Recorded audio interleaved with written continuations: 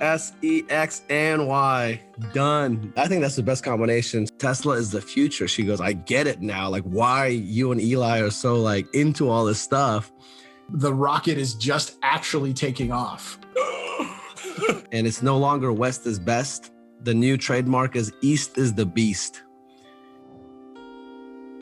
What's up, everybody? Welcome back to this week's episode of the Tesla Geek Show. I'm Eli. And I'm Anwar Beck.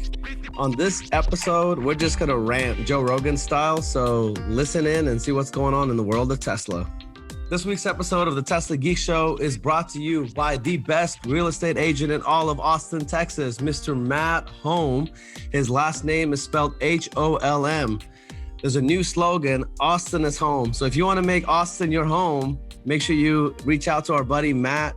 Matt recently by Austin Business Journal was ranked, I think, the number 8 agent in all of Austin out of like 15,000 plus people. And number 1 at Compass. Compass is like the biggest brokerage, whatever, in town or in the world, actually. And Matt is the number 1 real estate agent at Compass. So hit him up. Best way to reach Matt is to hit him up on his mobile. That number is 512-769-1695 and tell him the Tesla Geek sent them. What's up, bro? It's good to be back on the Tesla Geek Show here with you. And I got to say, I'm hyped. How are you doing, first of all, before we start? Man, so I got to advise, don't do what I did. Is I got the Moderna vaccine. I got the first shot like a week ago.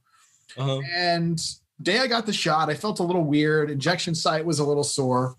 But the next day I was feeling fine. So I just went back to doing things like I normally do. I did a full-on workout. I stayed up too late that night, took my kid to the beach next day, chasing her around in the sand. Like, we had a great time, but I way overdid it. And for like the last 3 or 4 days since, I've basically been just like laid out. Like, I have like no energy. Like, if I spend more than 30 or 40 minutes outside of bed, like I need to go lay down. And it's wild because like I don't have any feeling like symptoms of like being sick. Like, there's no cough, there's no fever. It's just like no energy at all. Like, it's a super weird feeling. So I highly recommend you get the vaccine, whether it be the first dose or second dose. Take it easy the next few days after, and don't be an idiot like I apparently was. So definitely like take a couple of days to like recovery days or whatever, huh? Yeah. And again, everybody's body's different. Everybody has a different immune system. I don't have a super great immune system. So for me, like way overdoing it the day or two after getting the vaccine was like super dumb. But that's my fault. I know better. When I get the second dose here in a couple of weeks, I'm going to take it easy, which if you haven't gotten the vaccine, you have the option. I highly recommend it. That's how we end this pandemic, man.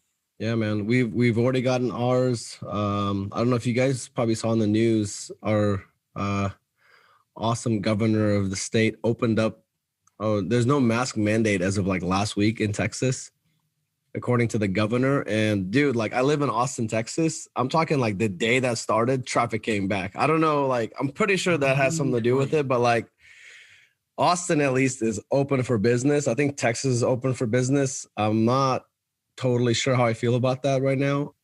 I mean, like, I feel okay. Like, I've been vaccinated and all that. A lot of people, I've been hearing more and more people being vaccinated. So I think the state or the city is doing a good job of that. But like, I just feel bad for people that haven't been vaccinated, that work, the waiters and work at bars and all that kind of stuff. Like, I still think there's like, we need to be patient with this thing, you know? Like, I don't think ripping the Band-Aid off is right. They can't not go to work. And like when you go back to 100% no masks, like it just takes one customer to come in there and like, who's going to be the one who guarantees gets it? It's the staff. Yep. That's kind of, that's why I'm not like really in support of what's going on here in Texas, but it is what it is. Like Austin is a really weird, it's our buddy Matt Holm calls it the blueberry in a red tomato soup. Like it's a very liberal city in a very red state. So that balancing act, I think it's usually a good thing, kind of keeping things in check here and there. But yeah, we'll see how it goes, man. Austin is like the traffic, dude. Like there's back no more full swing again. I know it's basically back full swing, which I'm not used to. I'm like, it was nice before not having to think about traffic. Austin used to be years ago. We had the 15-minute rule. Like you just left 15 minutes prior to going any part of Austin and you would reach with no issues. Now it's like, what time is it? Because that 15 minutes can turn into an hour. I think people in California, you guys are probably used to that, but we're not. Like Austin used to be kind of a small town. Well, Austin's about to be a high flying city now, man. Let me share something. So I don't know if you guys know this or not, but Matt and I are partners. We work together in real estate. He's like my mentor. Austin has been changing in a big way. And I think it's like this Tesla Elon effect. Years ago, when I started in real estate with Matt, we had this like real estate sayings, West is best. The west part of Austin is like the hill country. It's like beautiful, great schools and all that. And Matt has this thing where he says, drop a pin downtown, buy as close as you can. And it's basically like every 5 minutes that you're away from downtown, prices get up about $100,000 cheaper. So recently we're standing around with a few of our friends, actually drinking Tesla tequila with some of our buddies, celebrating, just like what's going on in Austin and what's going on with Tesla. And I paused for a second. I'm like, guys, I want to trademark this shit because I don't want Matt to steal it from me. But I was like, I think Tesla and Elon have changed Austin as we know it. There's an inflection point that happened this year, and it's no longer West is best. The new trademark is East is the beast. And I was like, drop it, kind of like along with what Matt taught me. I was like, drop a pin at Giga Texas, buy as close as you can and hold on for the next like decade. I think the 2020 to 2030 in Austin is going to be this like crazy, like what happened in the Bay Area is going to happen to us. We're already seeing that. Real estate prices in a lot of parts of the country are insane right now, but Austin is like stupid. Like, Austin's a boomtown, man. And if you visited the city, it's a dope city. I've been coming to Austin well before, out there to hang out, well before the Tesla factory there was announced. And it was like, man, this place is cool. But now you got this Elon Tesla effect. And yeah, you're right. Like, I think like it's like the rocket is just actually taking off. Yeah. And for those of you that want keep up with what's going on in Giga Texas, if you're on Twitter, Austin Tesla Owners Club account is our official Twitter account that does a really great job. One of our friends, Gail, runs that for us. And she like posts basically a few times a week updates of how things are going in Giga Texas. So if you'd like kind of pretty much live updates on what's going on the east side of Austin with Giga Texas, definitely subscribe to that Twitter handle. And Matt and I he's the president and I'm the vice president of the Tesla Owners Club in Austin. I don't know if you guys have made that tie-in before, but that's how Eli and I think, isn't that how we first met, was through a Tesla Owners Club summit? Tesla Owners Club. Summit? We met at a Tesla Owners Club conference a few years ago. Yep. And Eli started one of the most famous clubs, My Tesla Adventures, is something that he founded and created years ago. I feel like it's like early days. God, it feels like forever now. I was driving my 2017 75D Model S with all the features. I even bought full self-driving back then. Yeah, it's crazy. You know what's crazy to think about, dude? Those days, Tesla is like the market cap, at least from a financial standpoint, is like was it $30 billion company? Yeah, I know it wasn't more than 60 billion. No, tiny. Right? It was like 30 billion. Yeah. Yeah. That's everybody should have known like the amount of like fanfare and committed like people like you and I were to this company and what they were doing. Like, it's insane. The growth of the company is what's stunning, because I remember being one of very few number of Teslas on the road and being S and X, that anytime an S or X driver, you saw each other, this was before 3, you'd get that wave 80-90% of the time. It'd be like, what up? Yeah. Now there's so many Teslas out there. It's like, it's weird if you don't see them, especially with Model Y. I just see Model Y everywhere. Yeah. Oh, by the way, I recently completed my Tesla bingo, or sexy Tesla lineup bingo. All right. Well, tell us the story. We should start this. I don't know if for those of you in the audience, I don't know if you're aware of this. You can look this up online, but the current Tesla lineup and the future Tesla lineup spells out something.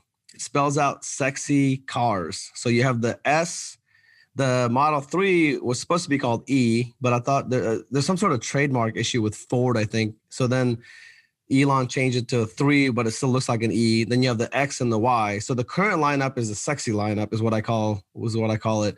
The future is cars, which is Cybertruck, ATV, Roadster, and Semi. I'm sure there are a lot of other people like this that have like bought every single one of the sexy cars, the SEXY, but I finally completed up until now, I was just sex without the Y, but now I'm sexy.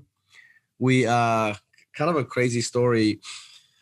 A few days ago, my father-in-law was turning, it was his birthday. It was a huge milestone. He was turning 80. So my wife and I were going to do we're looking to kind of like do something big, like a big present type of thing. So his dream car was I think a Cadillac Escalade and Lincoln Navigator, and like guy loves big SUVs. Classic G-Wagon type. Yeah. Yeah. But like, we were like, hey, like it would be cool, like if you could do that for your parents, from my wife's standpoint, all this type of stuff. Like, but what's crazy is my wife kind of permits all my Tesla stuff, and she likes it as well, but definitely not at the same level. She's not an 11 out of 10. She's like a solid 7 or 8 in Tesla fanboydom, thinks Tesla's awesome, but just like lets me do my thing when it comes to Tesla stuff. But I hadn't shopped around for an internal combustion car in the last 5-6 years. Like in the last 5 years, I think I bought 4 Teslas by myself, like 3 to 4 Teslas. And I switch them out like basically every year. But we went shopping like to Cadillac dealership and then Lincoln and all this. And like, what's crazy is after all that, my wife was like, dude, I finally get it.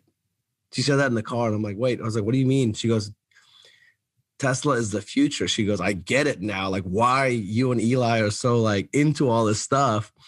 Like she had to go experience it herself. She's not a car person. She doesn't care. A car is like a thing that gets her from point A to B. She's not into vehicles like we are, cars into as we are. But like, once we went and kind of experienced that dealership model, like I remember when we went to Lincoln, the dude like showed us a Lincoln Navigator and all this. We drove it. And then like, I'm in a hurry. I think I was supposed to record something with you or something, Eli. I had to go somewhere.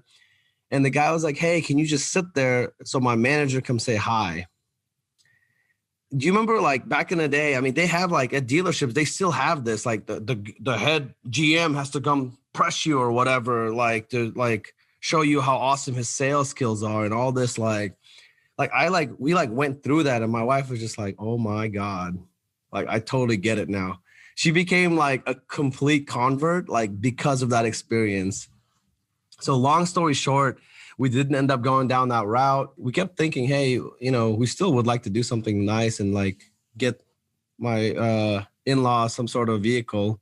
So instead, we ended up buying something for the future. So I was like, hey, well, how about we complete the sexy lineup and we get a Model Y? So right after this podcast, we're getting in the car and heading up to Tesla service.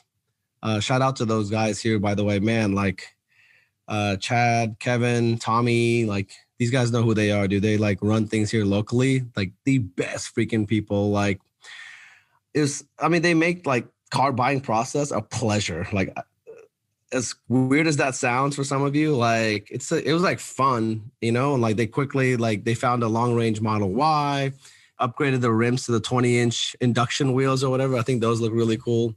They look super sick, man. Those look so good. I think that's the best combination. So we didn't change anything. It's just the long range, which is the entry level for Model Y, and just upgraded the induction wheels. So the interior is white, or the interior is standard. The exterior is the pearl white or whatever the standard is. So the only upgrade we did was on the wheels to the 20s, but super excited. We're going to present it to them this weekend. So hopefully this episode doesn't come out until then. Spoil the surprise, but but yeah, it'll be fun, dude. So I finally completed the Tesla Sexy Bingo. SEXNY. Done. Well, congratulations and happy birthday to your father-in-law. That's fantastic. You guys are doing that. And as a bonus, your wife saw the light. Like she gets it. Like it's funny. Every time I get into a car that is not a Tesla, I'm just like, oh my God. And it's brand new. I'm like, somebody paid even more money for this than this other thing. And usually it's because they don't even know about the Tesla option. Like I don't know too many people who've bought a brand new, I don't know if I know anybody at this point who's brought a brand new car that wasn't a Tesla. I did. I mean, like the new 2021 Cadillac Escalade. You've seen like what's Cadillac called? Their self-driving Super Cruise is garbage. Super Cruise, yeah. I tried that. Dude, like, I think that's the closest competitor to what you think is cool. They like went all out. If you go Google 2021 Cadillac Escalade, it looks very futuristic. They've got this screen that's like 60 something inches spread across and all this, but it's still like, it feels analog. I don't know how else to explain it. Like, it's not digital. Like, it's just like, I don't know. It drives like a boat, number one, but like just and I'm definitely biased, like, because we have, like, once you experience a Tesla, you have your expectations go up to here and nothing out there matches. And I think that's kind of what my wife understood, is like, she didn't get that delta between the other OEMs and what Tesla is doing. She said it very plainly. She goes, dude, if any car we buy, we're buying the past. Tesla is the only car that when you buy the future. And I was like, when she said that, I was like, oh my God. I've been trying for so many years, and yeah, you just have to experience it. That's the way it works. I do this podcast. We do YouTube. I go to all these, like, speaking. It didn't matter. Like, she had to experience it herself. And I was so, like, that was magic to my ears. You know what I mean? I was just like, oh my God, dude, that's so amazing that you just said that. I am a very impulsive person sometimes. She gave me kind of like a soft yes. She's like, oh, we should look at a Model Y. And I pick up the phone, like, immediately, call my buddy Kevin. And he's like, actually, and I told him, I'm like, dude, we might want to, like, we need it like now. I can't order a new one to be shipped. And he's like, dude, there's a long range with 20-inch induction wheels sitting in San Antonio. Perfect. And I'm like, and it's a new one. You know how Model Y, they did a small refresh again recently where they changed the interior, the center console. So it was that one. I was like, oh my God, bro. I was like, send me the link right now. I'll just put the $100 deposit or whatever.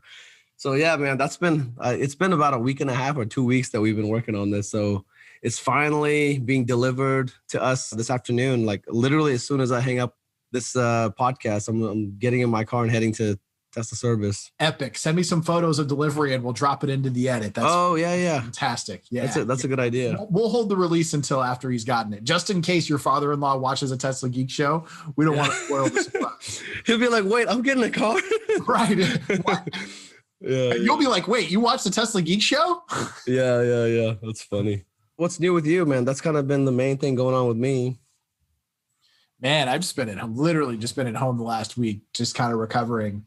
Yeah, dude, I've got this awesome, I've been putting a lot more effort and focus on making sure I deliver my episodes of my new show, The Starman Report, because I've got a weekly segment. If you guys watch Tesla Time News, I love Zach and Jesse, love Now You Know. Their show's fantastic. I actually have a weekly segment now on their Monday Tesla Time News. Where I have a little clip where I bring, like, the most exciting news in space to their show and their audience. So major shout out to Zach and Jesse for that. Those guys are cool as hell. It's funny. We, like, the way life works and things have been, we usually only get to see each other at the events, whether it be Fully Charged Live, at Tesla unveilings. And, like, we end up geeking out with Zach, and Jesse's like, hey, come on, our fans want to see us. Like, dude, by the way, you want to know who's really famous in the Tesla community? It's Zach and Jesse. The amount of people that turn out to see those guys is stunning. And honestly, it's rightfully deserved. They do awesome stuff, great content, great people. But I'm excited hanging out. I enjoyed hanging out with them in Austin last time. I think that was probably the last time I saw them. Or was it, did they come to Battery Day or no? I don't think they did. They came, both of them came to speak at Fully Charged in Austin, remember? Yep, that's when we last hung out. Such cool guys, dude. Like, great energy. Last month. Yeah. I love their passion for Tesla is so genuine. Like, they're just like good dudes, number one, but like, it's just like they're doing it for the right reasons, which is, I can connect to that. And their show dynamic is fantastic. I got to say, it's going to be exciting that the world's coming back. I'm actually in process of working with Tesla owners Silicon Valley, Tesla owners North Bay, Tesla Club SoCal, and there's a Central Coast Tesla Club, and then my club, which is Tesla Owners Club, My Tesla Adventure. We're working on an event that's going to take place down in San Luis Obispo, July 17th. We're going to have over 1,000 Teslas at this event. And it's going to be post-pandemic, so there's not going to be masks required. It's just super hyped to get the community get back together. Awesome. I think it's going to be the world's largest Tesla Owners Club event ever held. We can fit up to 2,000 cars. Wait, what? When is this? Maybe I'll come up. July 17th. Yeah, man. Okay. This one will be worth coming out for. Make sure you hit me up a bit before. I'll try to fly out. I booked extra hotel rooms, so I've got one on reserve for you. I booked like 3 hotel rooms because as soon as we picked the date, because I was like, crap, it's going to be sold out. I know we're going to have guests. And I was like, where is this happening? It's happening San Luis Obispo. Beautiful Central California. Yeah. Okay, cool. Yeah. Hey, speaking of Central California, I saw some things on Twitter of like refreshed S and X's being put on delivery trucks and stuff. Any word on when we're going to be seeing the refreshed S and X's? I've got a ton of friends that have an S on order, and some of them have the plaid, some of them have the long range, or baby plaid, I guess. The way you coined it. Yeah, baby plaid on order, but no word on plaid at this point. But no word. Again, I keep texting Tesla Rockland people. I'm like, yo, when can I get my test drive? And they're like, one hasn't showed up yet. They're like, but as soon as it does, we'll let you know. It seems like they're going to get the first deliveries of this for end of quarter. I think end of quarter numbers are going to be interesting because Model S and X will have had like basically no impact on this quarter's sales. So I'm going to be super interested to see what the deliveries number come out. And here's an interesting thing about Plaid Plus. If you go to Tesla's website right now and order a Plaid Plus, the delivery says mid 2022. Yeah, I heard that. That changed recently, right? Yeah, in the last few days. That's a big change because originally they were saying deliveries would be end of 21. They've pushed it back 6 months now to mid 2022. And honestly, I can't say I'm surprised. Ramping up production of these new battery cells, they're going to be cell constrained. Every S they put it into means it's not going into a Cybertruck. Every Cybertruck you put it into means it's not going into a I wonder, is Cybertruck Plaid mode going to be the first Tesla to get those batteries then? I think There's a good chance. Yes. Woo-hoo! Highly confident that tri-motor Cybertruck will be I guess there's a reason why I wore this shirt today. Yep. Boom. Yep. I mean, we were all front row at the Cybertruck unveil. I ordered it immediately. Did I tell you the story that the next day I wake up? For those of you that haven't attended a Tesla unveil event, you should. It's like, if you ever can, Tesla knows how to throw a party. It's like open bar. I seem like this common, cool, collected Asian dude, but like when I'm at a Tesla event, my fanboy and my just excitement is like 15 out of 10. And when alcohol is involved, I mean, we're all having a blast, but I wake up the next day freaking out. I'm like, holy shit. And my wife was like, dude, calm down. Is everything okay? I was like, I forgot to order a Cybertruck. And she's like, no, you ordered it, but you forgot. Like she saw me do it, but like I was so just like, yeah, enjoying myself. Yeah, it's a good time, dude. Actually, I think that's maybe the first time I met Drew Baglino. So just like talking to him and it was a lot of fun. It's been super quiet in the world of Tesla. Maybe that's a good thing, but I'm curious on what the end of quarter numbers look like. What you were saying, Eli, definitely there had to have been a pullback on S and X deliveries and stuff. I mean, so that'll definitely affect the Q1 numbers, but I think Q2 will more than make up for it. Like once those refreshed S and X's are out there, like I think it's just a bunch of them are probably in the queue too. I mean, I know of at least a handful of friends that have orders for a refreshed S and X that are just like chomping at the bit, like they want it. Yeah, I think that car's going to do well for its place in Tesla's lineup. But yeah, I mean, we're at the last 10 days of the quarter, and the first ones are going out to their delivery location. So I mean, there's no way they're delivering their normal quarters numbers of S and X. It's just impossible. But like I said, in the long arc of Tesla, it won't matter, but it's going to be interesting in the short term to see the price action to get those numbers. Any updates in the world of SpaceX or Starman? Yeah, SpaceX is they rolled out their new SN11s on the launch pad, and Elon is assembling the super heavy booster inside. Oh my God, I saw photos of that. Holy shit, dude. Yeah. Is that going to be the largest rocket like ever built by humans? I think it might be. It will be carrying more cargo to orbit than any rocket ever made. The Saturn V, the rocket that we used to go to the moon back in the Apollo days, the funny part about that rocket is it was massively over-engineered. Wernher von Braun actually built a Mars rocket that just happened to only use to go to the moon. You're kidding. Built that as a rocket that was made for Mars. Like that was his whole vision even 50 years ago. No way. Yeah. So like the fact that we only went to the moon with that rocket, we were underdoing what that rocket's capability was. Wow. Yeah, he was ready to go to Mars back then, man. That guy was some visionary. But that's crazy. By far the world's most powerful operational rocket. The Raptor engines are a marvel of engineering. So it's going to be an exciting time ahead in the world of SpaceX. Very cool. Well, yeah, thank you guys. Stay tuned. I think there'll be some exciting things coming up in the next few weeks from the Tesla Geek Show. All right, guys, we just want to say thank you so much for joining us for this week's episode of the Tesla Geek Show, and we look forward to having you back next time.